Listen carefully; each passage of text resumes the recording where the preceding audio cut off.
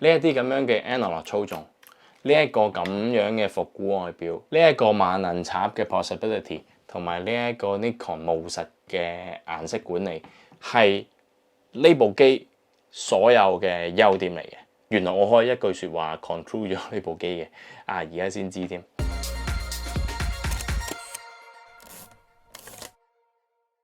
中意睇我嘅頻道，又或者我嘅影片嘅話咧，記得訂閱同埋撳翻個鐘仔啦。有能力而又想識我嘅話，可以透過 FPS、PayMe、PayPal 經濟上支持一下我嘅。Hello YouTube，大家好，歡迎收睇 MF101，我係 Anakin。今日要講嘅咧就係手上邊呢一部 Nikon 嘅 ZF 機身啦。咁相信中意攝影嘅朋友，而又中意影開菲林嘅朋友咧，都會有聽過呢一部 ZF 嘅機身。其實就係上年，即係2023年 Nikon 為到佢哋 Z Mount 推出嘅全邊幅復古造型嘅一部新相機啦。唔講其他嘢住，先講外觀咧，同大約佢哋10年前 F Mount 推出嘅復古全篇幅機身 DF 咧係非常之相似嘅。咁當然啦，由於佢係無反啦，所以咧比起嗰部相機咧係細部同埋扁好多嘅。咁詳情嘅規格咧，我就唔喺呢度特別講啦。始終呢一條片咧就唔係業配嘅。咁首先咧就要多謝遠在東京而借出呢一部機俾我做 review 嘅 Simon。咁 Simon 咧好中意收藏唔同嘅相機鏡頭器材嘅，今次都係直接用翻 TZM-02去用我自己比較中意嘅手動鏡頭去做翻呢一啲咁樣嘅評測嘅。咁大家啦都睇到啦，我呢度咧係插住咗一支好細支嘅鏡頭啦。咁鏡頭咧就係先前已經介紹過嘅 Nippon Kokaku 嘅5cm 1.4，呢一支係 Sona 嚟嘅，細細支。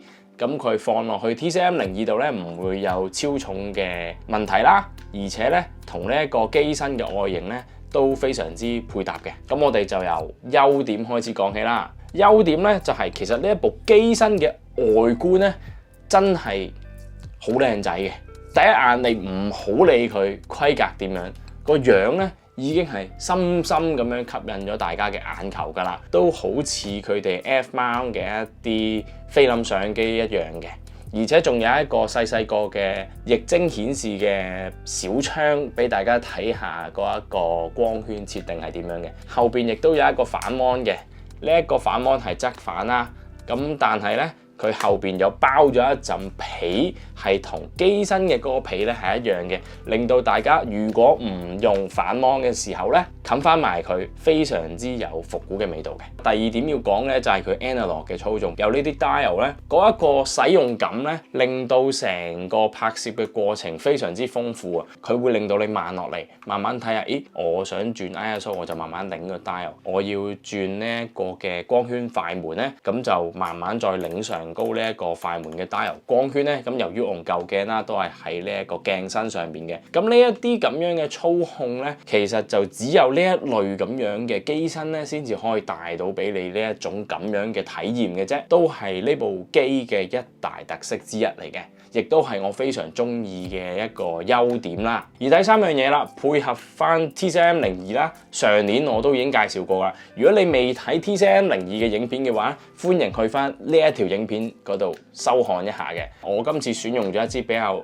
輕身嘅 Nikon S Mount 嘅鏡頭啦，令到整個 AF 嘅速度體驗咧係非常之爽快嘅。咁同上次嗰條影片一樣啦，我都係淨係用咗 AFC 呢一個模式嘅。官方佢講咧，其實係同 Z8 嗰一個感覺咧係差不多嘅。咁我自己用落咧都覺得，哇，其實真係咬得好準喎。咁但係大家留意翻啦，我會提議咧採用佢嘅一個 3D focusing 嗰個模式，偵測到你拍攝緊啲乜嘢物件㗎啦。咁而第四點啦，就係佢擁有好實實在在嘅 Nikon 色彩。咁配合呢一支舊嘅 Nikon 鏡頭嘅話咧，使用出嚟嗰個感覺咧，有一貫Nikon 單反年代嘅嗰隻色彩表現嘅，承傳咗咁多年嚟嗰隻顏色帶俾我嘅感受。藍色咧，我係非常之深刻嘅。假如當日拍攝嘅時候咧，天氣非常之好，你見到藍天白雲嘅話咧，呢隻藍色咧喺 Nikon 嘅機身上面咧係非常之搶眼嘅。咁而最後一個優點啦，其實都係一個比較重要嘅優點嘅，就係佢有機械快門嘅8,000分之一秒啊！咁呢一點咧，如果大家中意用到大光圈嘅鏡頭喺日光下拍攝咧，係非常有用嘅。而且另一個原因咧，就係因為你部機咧始終唔係以前舊款嘅旗艦機啦，冇記錯可以去到 ISO 50，咁只不過喺呢部機上邊咧 ISO 100咧就係佢最低嘅 ISO 啦。咁嚟到缺點方面啊，第一樣要講嘅就係呢部機嗰個手感其實係唔係咁好嘅，佢揸上去咧唔係好舒服嘅。嗰個原因咧就係當時我攞呢部機嘅時候咧係冇 grip 嘅，咁呢個 grip 咧之後再講啦嚇。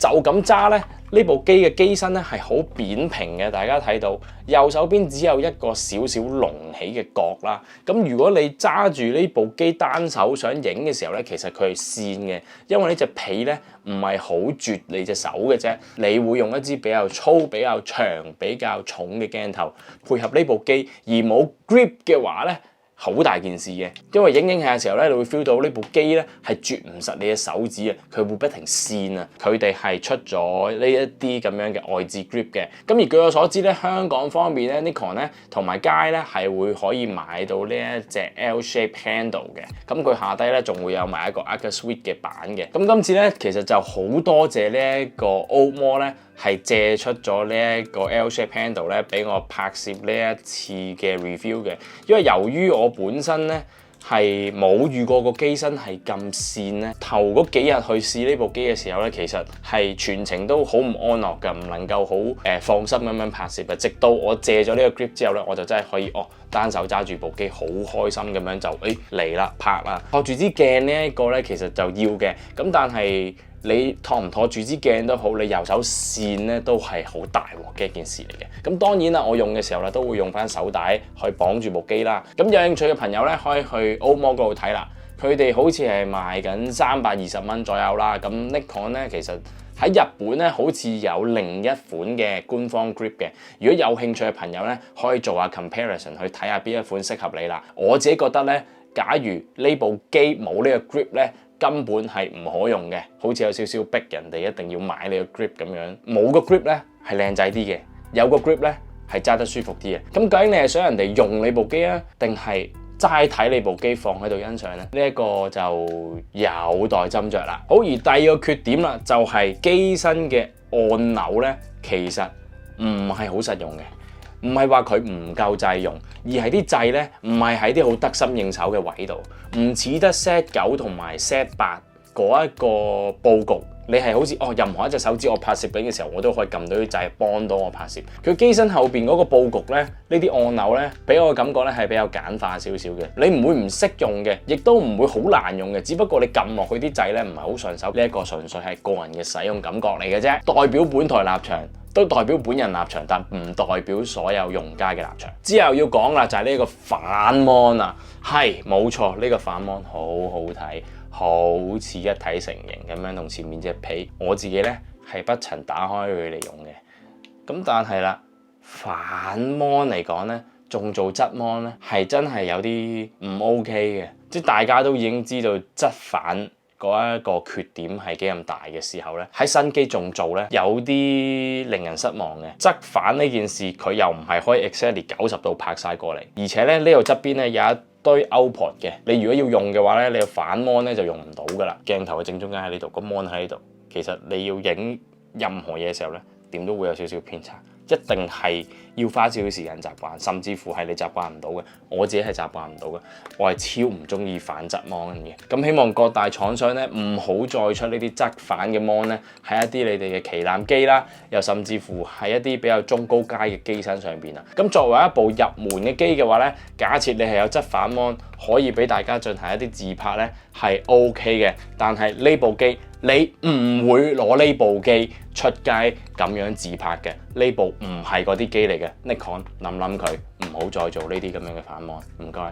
另一個缺點啦，就係大家打開呢一個鏡頭，見唔見到啊？佢嘅 sensor 直接望到嘅。喂，大佬，你 Z8、Z9、識得自己落個快門簾落嚟防塵。點解你作為呢一部之後再出嘅新機，新過 Z8、Z9 嘅，你可以唔做呢一樣嘢咧？咁呢部機嘅 target audience 擺到明就係中意玩你哋舊鏡，又或者有儲開你哋嘅菲林 line up 嘅朋友啦嘅忠實用家啦，佢哋係會中意轉接舊嘅Nikon鏡啦，又或者係其他品牌鏡頭落去。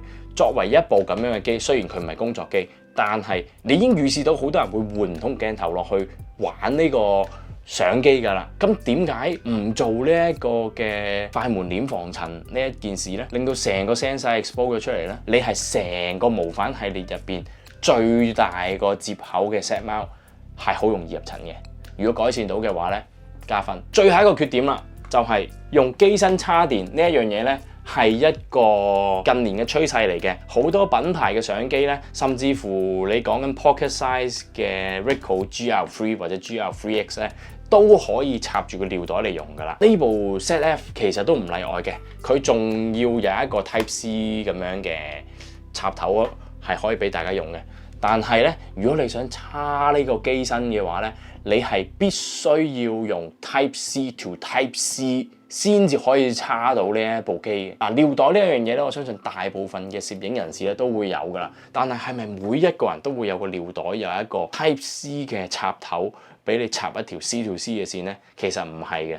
如果呢一個咁樣嘅設計咧係可以 friendly 少少做到 Type C to Type C 用到，而 Type A 去 Type C 都用到嘅話咧，咁就皆大歡喜啦。好啦，最後啦，要講翻到底呢一部機適唔適合你？應該咁講，適合啲咩人同唔適合啲咩人？我覺得咧呢部機咧絕對適合一向用開 Nikon 機身嘅攝影愛好者，又甚至乎係攝影師啦。如果你本身係有用開 F mount 嘅菲林相機，算係一個必儲嘅 product 嚟嘅。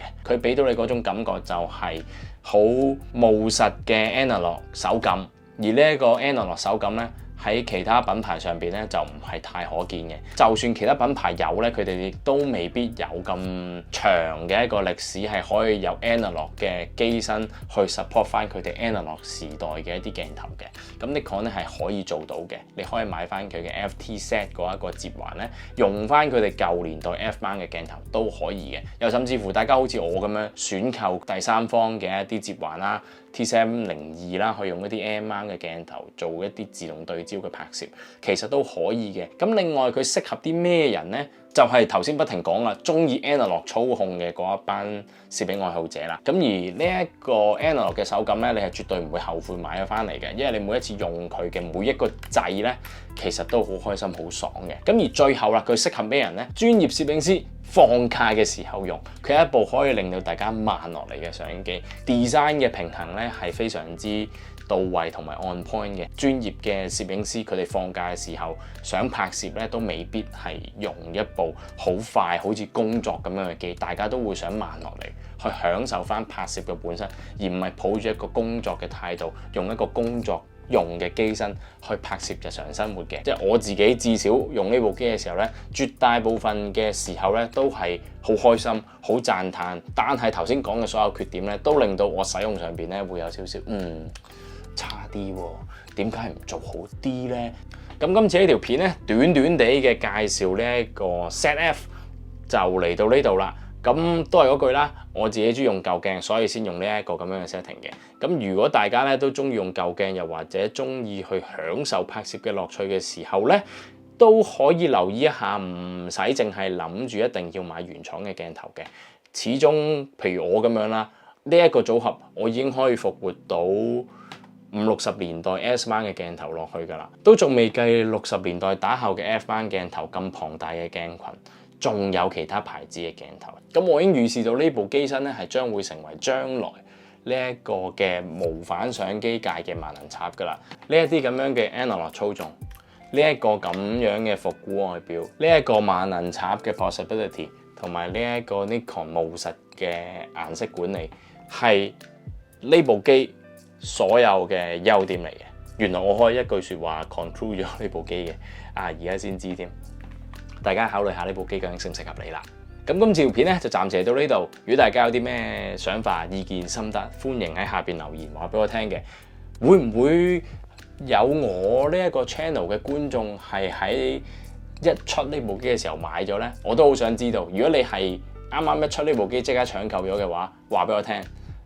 Simon 咧就係一出嘅時候買第一水嘅，我都幾 appreciate 佢呢一個心嘅。如果你都有用緊呢部機嘅話咧，都可以話俾我聽你一啲想法嘅喎。今次條片就暫時到呢度，臨走之前唔好唔記得 like、comment、subscribe 同埋 share 啦。咁我哋下條影片再見啦，拜拜。